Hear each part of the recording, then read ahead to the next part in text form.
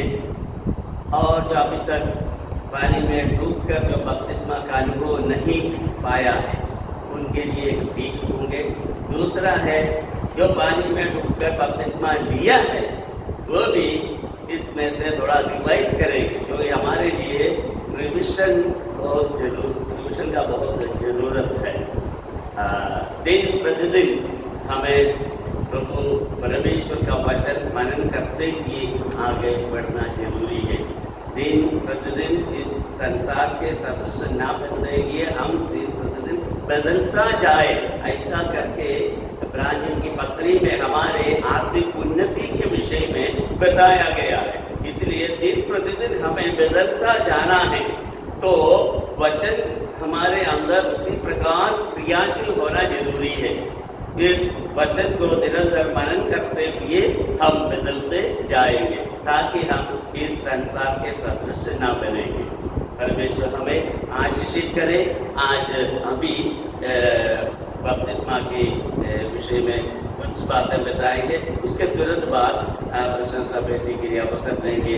वो कहीं से हमें सबके सामने गवाही देंगे कि बपतिस्मा लेने के लिए उसने खुद निर्णय लिया है करके जो बातें यहाँ पर बताएंगे।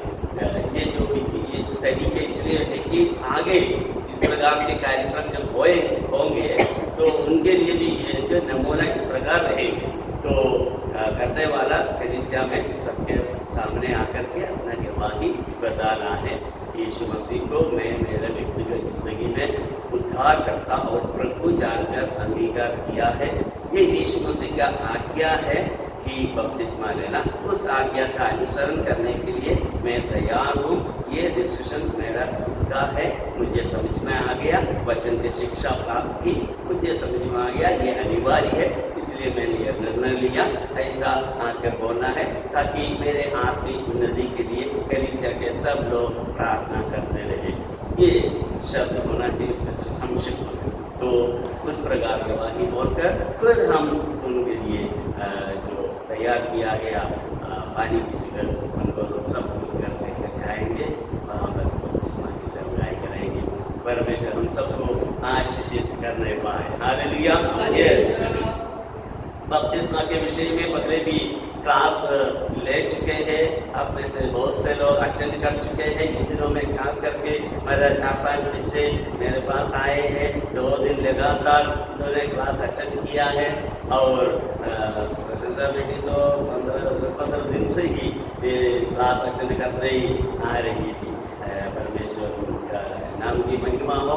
इस विषय पर उन्होंने जो डिसीजन लिया है उस पर परमेश्वर को आदर और सम्मान करेंगे, आपको आशीषित करेंगे। हालेलुया। चलो, प्रभु यीशु ने कहा जो मुझसे प्रेम करते हैं वो मेरे आज्ञाओं को माने। मेरे आज्ञाओं को मानने वाला मेरे से प्रेम करता है करके प्रभु जाने इस प्रकार इसका व्यवस्था ऐसा। इसलिए यीशु का द्वारा दिया गया एक आज्ञा है ये बपतिस्मा। हालेलुया।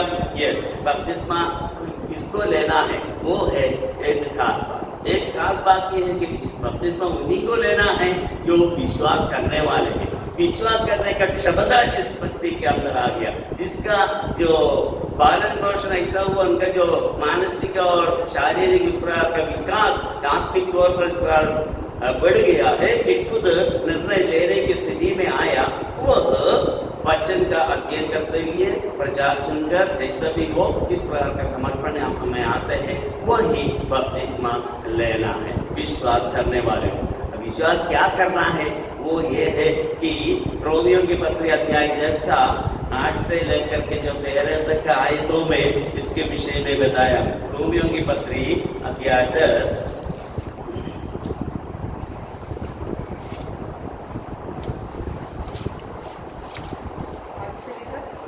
8 से लेकर 13 तक है। परंतु वह क्या कहती है, यह कि वचन तेरे निकट है, yes. तेरे मुंह में और तेरे मन में है। yes. वह वही विश्वास का वचन है जो हम प्रचार करते हैं। Amen. कि यदि तू अपने मुंह से यीशु को प्रभु जानकर अंगीकार करे और अपने मन से विश्वास करे कि परमेश्वर ने उसे मरे हुओं में से जिलाया, तो तू निश्चय उद्धार पाएगा। Amen. क्योंकि धार्मिकता के लिए मन से विश्वास किया जाता है और उद्धार के लिए मुंह से अंगीकार किया जाता है, क्योंकि पवित्र शास्त्र यह कहता है, जो कोई उस पर विश्वास करेगा वह लज्जित न होगा। आमीन।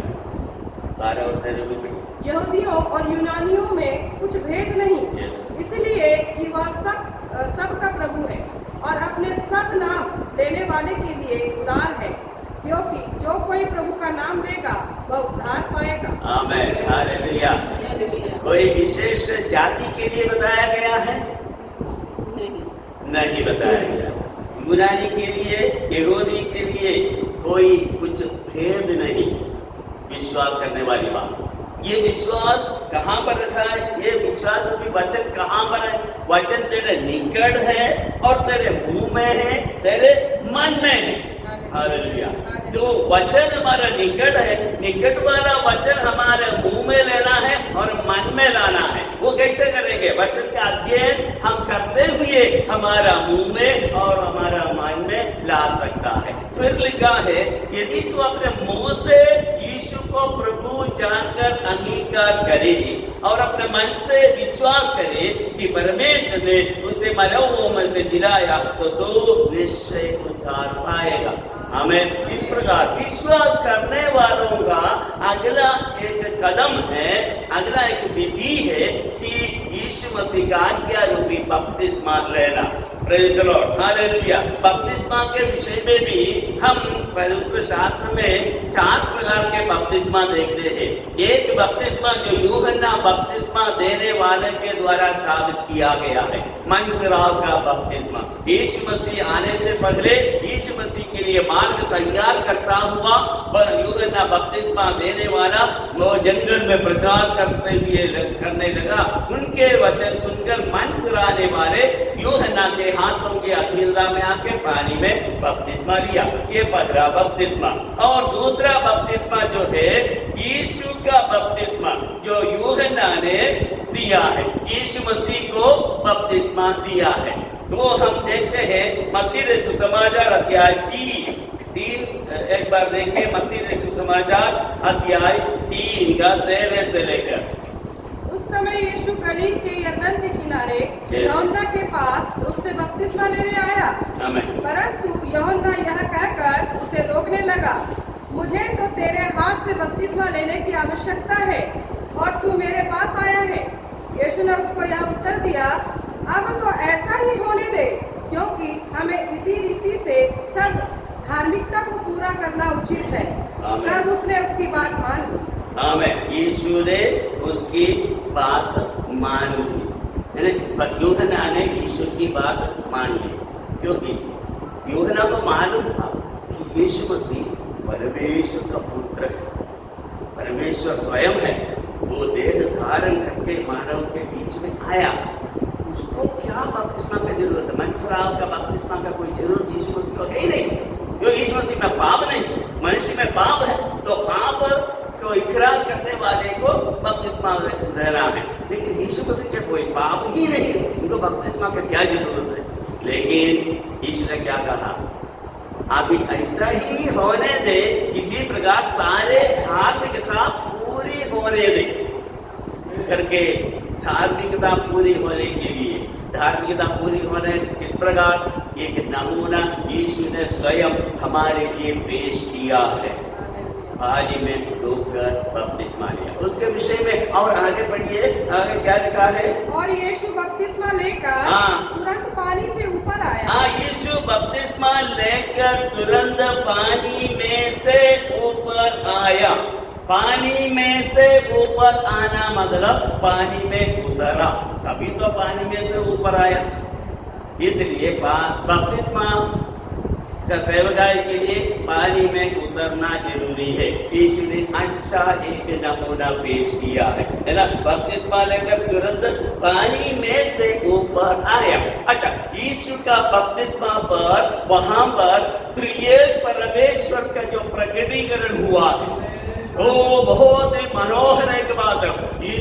परमेश्वर का पुत्र यीशु मसीह बपतिस्मा ले रहा है, पानी में से ऊपर आ रहा है, पवित्र आत्मा कबूतर की। आगे बढ़िए। यस, और देखो उसके लिए आकाश खुल गया उसके लिए आकाश खुल गया और उसने परमेश्वर की आत्मा को हाँ। कबूतर के समान उतरते और हाँ। अपने ऊपर आते देखा। हाँ, और परमेश्वर की आत्मा को कबूतर के समान उतरते और अपने ऊपर आते देखा। वहां पर भी समाप्त नहीं हुआ, अगला एक और सीढ़ी है। क्या हुआ? और देखो यह आकाशवाणी हुई, हाँ। यह मेरा प्रिय पुत्र है जिससे मैं अत्यंत प्रसन्न हूँ। ये मेरा प्रिय पुत्र है जिससे मैं अत्यंत प्रसन्न हूँ। किसकी पर आवाज है, किसकी वाणी है वो? पिता परमेश्वर की वाणी स्वर्ग से हुई है। तो पिता परमेश्वर इतना प्रसन्न होने वाला एक सेवकाई, ये बपतिस्मा की सेवकाई। हालेलुया।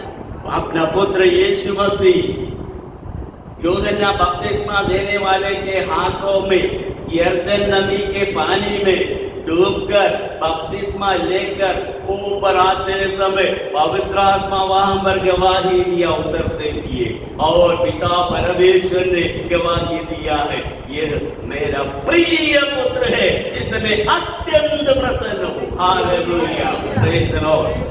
पिता परमेश्वर को प्रसन्न करने वाला, केवल प्रसन्न नहीं, यहाँ पर क्या लिखा? अत्यंत प्रसन्न हूं करके लिखा है, विशेषण दिया है। एक ऐसा विशेषण दिया, प्रसन्न हुआ, मैं उस पर प्रसन्न हूं, लेकिन ऐसा छोड़ा नहीं है, मैं जिससे अत्यंत प्रसन्न हूं। मतलब बपतिस्मा लेने वाला प्रत्येक व्यक्ति समझे, ये पिता परमेश्वर को अत्यंत प्रसन्न करने वाला एक सेवकाई है। आमीन, हालेलुया। और जितना ने परमेश्वर के नाम पर इसी प्रकार बपतिस्मा लिया, हाथ उठा के परमेश्वर को धन्यवाद करे। हालेलुया। नहीं दिया वो भी हाथ उठा के धन्यवाद करे, ताकि आने वाले दिनों में बपतिस्मा लेकर परमेश्वर के प्रसन्न करने वाला कार्य करेंगे। हालेलुया, आमीन, प्रेज़ द लॉर्ड। जो बपतिस्मा नहीं लिया है, ऐसा कोई है तो वो भी आने वाले दिनों में पिता परमेश्वर को अत्यंत प्रसन्न करता है। हमारे जिंदगी में हम चाहते हैं कि कहीं से भी हो हमारा परमेश्वर को प्रसन्न करें। हमारा दिल के अंदर की एक कामना है, एक प्यास है।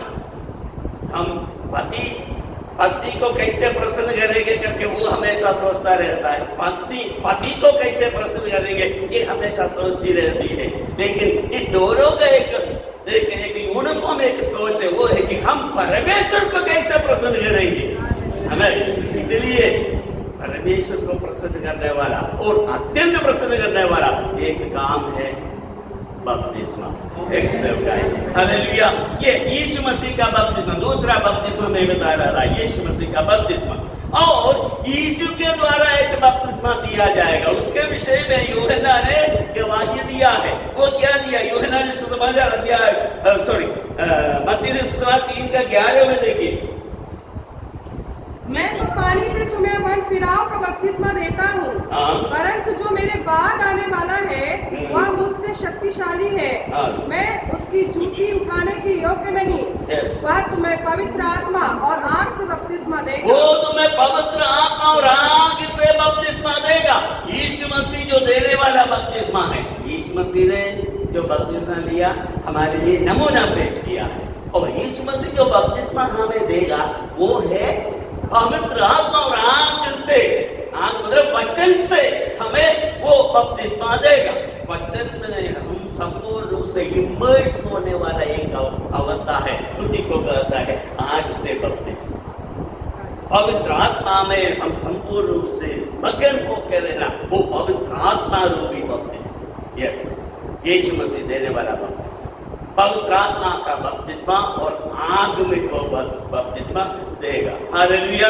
और चौथा बपतिस्मा है यीशु मसीह ने जो आज्ञा दिया है, वही बपतिस्मा आज यहाँ पर उससे लगाए। मत्ती सुसमाचार अध्याय 28 का 18 से लेकर के आए तो देखिए। यीशु ने उनके पास आकर कहा, स्वर्ग पृथ्वी का सारा अधिकार मुझे दिया गया है, इसीलिए तुम जाओ, सब जाति के लोगों को चेला बनाओ और उन्हें पिता पुत्र और पवित्र आत्मा के नाम से बपतिस्मा दो आमीन। और उन्हें सब बातें जो मैंने तुम्हें आज्ञा दी है मानना सिखाओ, और देखो मैं जगत के अंत तक सदा तुम्हारे संग हूँ। आमीन। यीशु स्वर्गारोहण से पहले, है ना, मृतकों में से जी उठा, मृत्यु को मात देखकर कब्र से बाहर निकले। 40 दिन तक कई लोगों के सामने वो प्रकट होकर मैं जीवित हो गया हूँ, मृत्यु को मात देकर मैं जीवित हो गया हूँ स्थापित करके, फिर स्वर्गारोहण से पहले चेलों को इकट्ठा करके चेलों को बोल रहा है ना, तुम जगत में हर सब जगह जाओ, तुम सारे पृथ्वी इसलिए तुम जाओ, सब जातियों के लोगों को चेला बनाओ।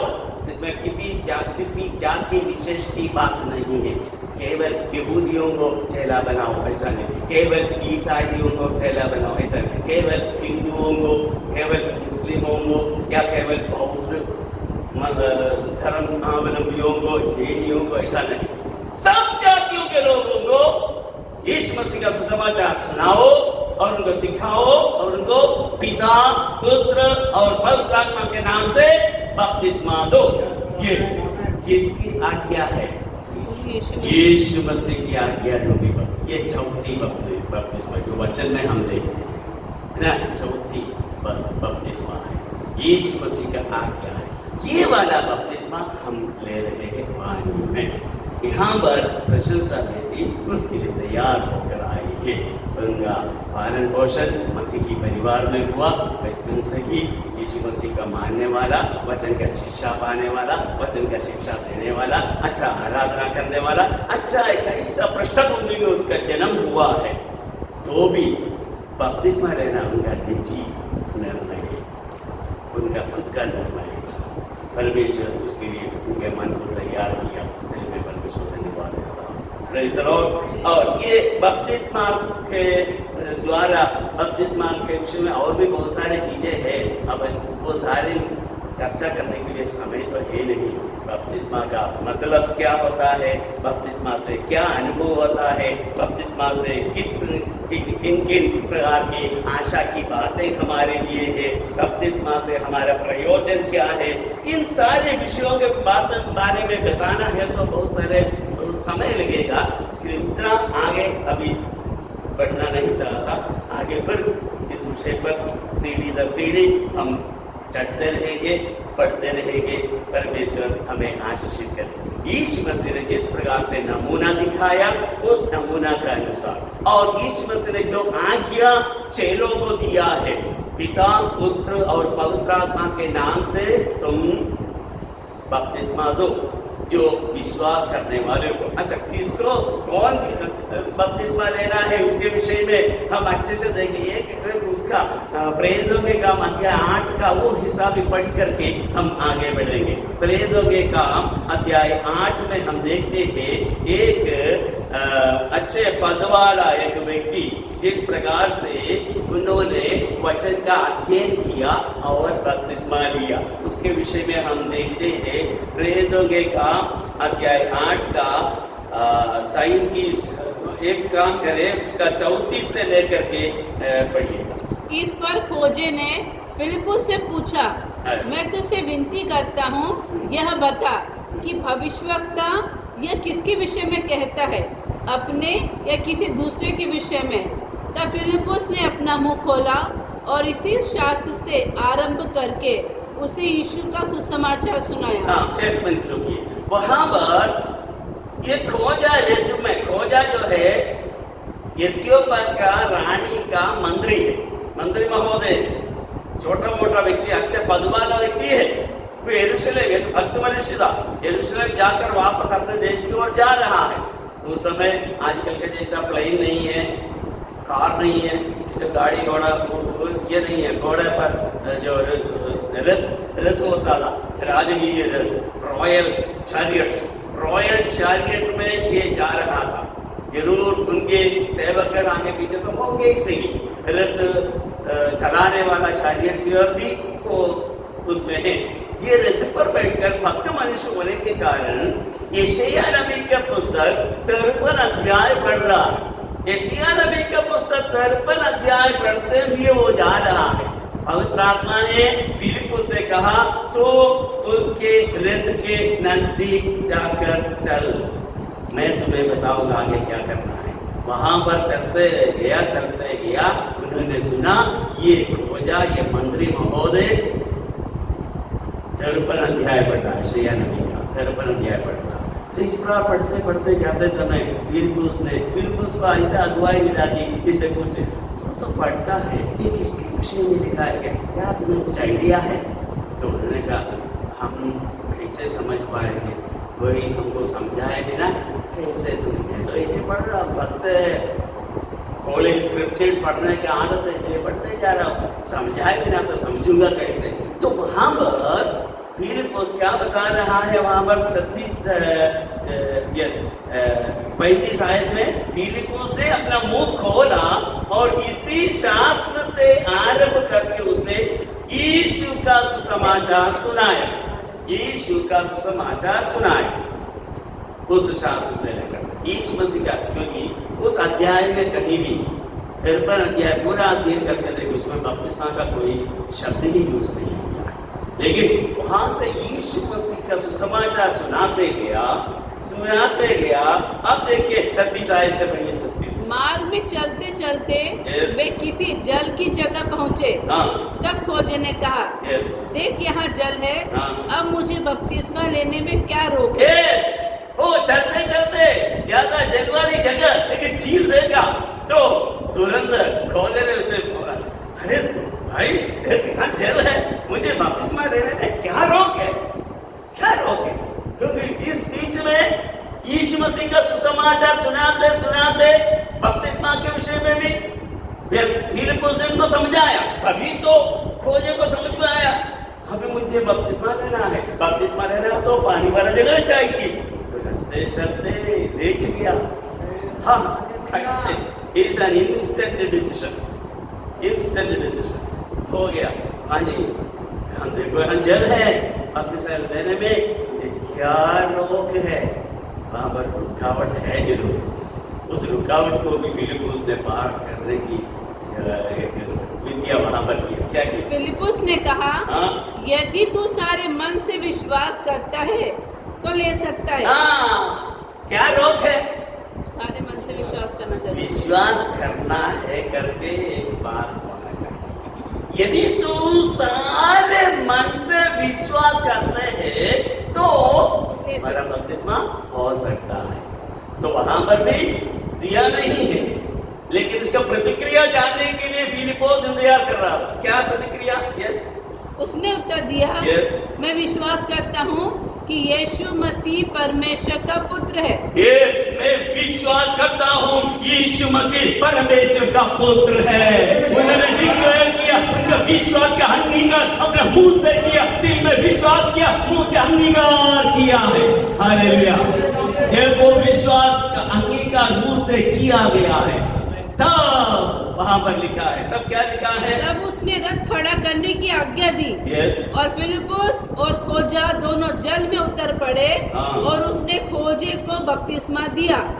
जब वे जल में से निकलकर ऊपर आए तो प्रभु का आत्मा फिलिपुस को उठा ले गया और खोजे ने फिर उसे न देखा और वह आनंद करता हुआ अपने मार्ग पर चला गया। देखिए यहाँ पर ध्यान देने वाली बात ये है, रथ को रोका, रथ से नीचे उतरा, पानी में उतरा, है ना, पानी में से निकलकर वापस आया। इसका मतलब पानी में डूबकर बपतिस्मा। या तो एक दूसरी तरफ से अगर हम सोचते बड़ा पद वाला व्यक्ति मंत्री महोदय है, उनको यूं ही बपतिस्मा देना है, तो है ना, एक थाली में पानी कुछ लेकर के आके, हाँ ये तुम्हारा बपतिस्मा पिता पुत्र पवित्र आत्मा के नाम से कर देता हूँ बोलकर, अरे तुम्हें ही बपतिस्मा दे सकता था, लेकिन वो विधि अनुसार नहीं है, इसलिए उनको भी रथ से नीचे पानी में उतरना पड़ा।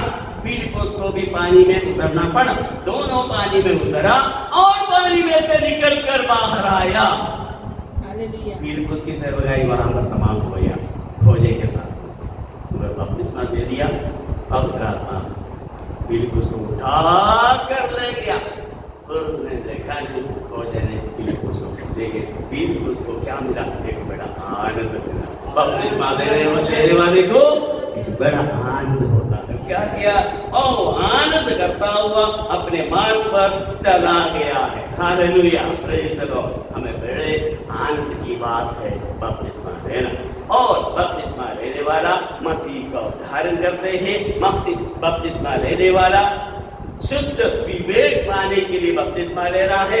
ऐसे कई आयतें हैं। यीशु मसीह का मृत्यु के सहभागी होने के लिए हमें बपतिस्मा लेना है। यीशु मसीह जिस प्रकार से क्रूस पर मारा गया, कब्र पर उनका शरीर गाड़ दिया गया, तीसरा दिन जी उठा। एक व्यक्ति पाप के लिए जो मर जाता है, उस मनुष्य को इस पानी रूपी कब्र के अंदर गाड़ना है, फिर जी उठना है कि नए मनुष्य को पहन गया। इसी का नमूना है ये बपतिस्मा। इसी को दर्शाता है। केवल पानी में डूबकर बाहर आने वाली बात नहीं है। इसके पीछे का आत्मिक मतलब अर्थ ये है, पाप के लिए अब प्रशंसा बेटी आज पाप के विषय पर मर रही है। ओ मरा हुआ शरीर को पानी में हम गाड़ रहे हैं। पानी में से जब आप ऊपर आएंगे, यदि कोई मसीह में है तो देखो नई सृष्टि हो गई है, नई मनुष्य को पहनते हुए। आमीन। पापमय बातों के लिए एक मृत शरीर किस प्रकार पापमय बातों के लिए प्रतिक्रिया करेंगे, उसी प्रकार पापमय चीजों से परे रहेंगे। कोई सरोकार नहीं है, एक पवित्र जिंदगी बिता देंगे, आगे बढ़ेंगे। उस बात को यह दर्शाता है। हालेलुया। यीशु मसीह का मृत्यु, उसका गाड़ा जाना और उसका पुनरुत्थान, ये तीनों चीजों को दर्शाने वाली सेवकाई है बपतिस्मा की सेवकाई।